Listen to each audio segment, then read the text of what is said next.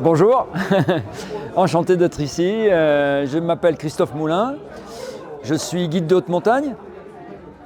Je travaille depuis des années dans le ski alpinisme. J'ai été entraîneur national de l'équipe de France pendant 5 ans. Donc je connais beaucoup le sport et j'ai découvert la Grèce grâce à une Coupe d'Europe à Kalavrita.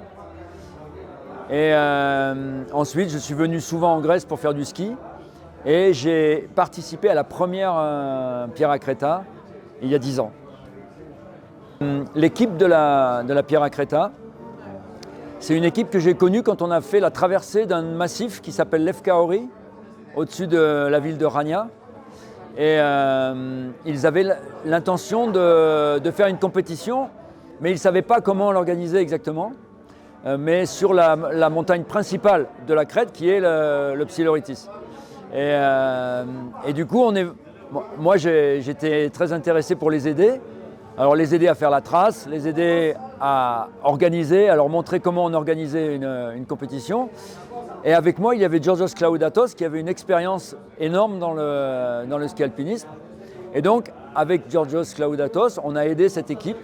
Mais très vite, ils ont compris comment fonctionner et l'intérêt de l'histoire, c'est que les villages ici ont tout de suite compris qu'il y avait une chose qui pouvait les unir dans un événement. Et ça a été presque un miracle parce qu'il y avait des gens qui ne connaissaient absolument pas le ski, qui ne connaissaient pas juste la neige, ils savaient qu'il y avait de la neige, mais ils ne connaissaient pas la compétition.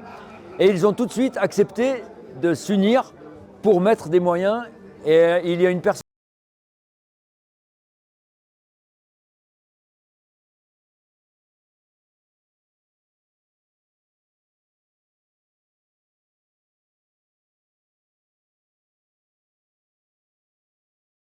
qui a vu de la neige sur cette montagne, alors que moi je viens des Alpes, et même dans les Alpes, il y a des années où il n'y a pas de neige.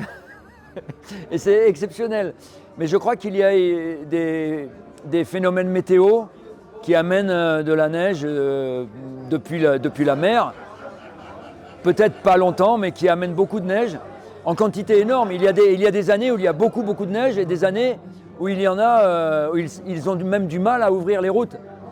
Donc ils ont un potentiel, mais le fait qu'il n'y ait pas de station, qu'il n'y ait pas de remontée mécanique, c'est peut-être quelque chose qui a aidé à l'événement parce que justement le ski alpinisme il s'est imposé tout seul, logiquement puisqu'il n'y avait pas de station. Et il y a des gens aujourd'hui, des jeunes, qui ont commencé il y a 10 ans et qui maintenant ont peut-être 20 ans, parce qu'ils ont commencé, ils avaient 10 ans, maintenant ils ont 20 ans et ils n'ont jamais fait de ski dans des stations et pourtant ils font du ski alpinisme.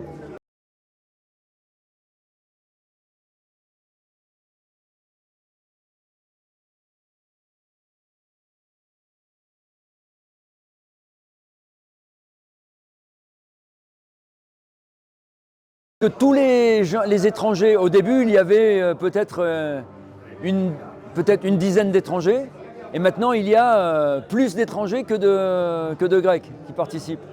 Et en fait je crois que la communication elle se fait très facilement parce qu'il y a les réseaux sociaux et en plus on vit quelque chose d'exceptionnel où c'est une ambiance qu'on ne retrouve jamais dans aucune compétition, ni en Italie, ni en France, ni en Suisse. C'est très particulier et en plus c'est exotique parce qu'on est dans une île qui est la Crète et qui est connue pour le tourisme d'été, le tourisme estival pour la mer, mais pas du tout pour les montagnes. Et ça c'est incroyable et je crois que les gens adorent ça et les étrangers adorent venir ici justement pour ça, quoi.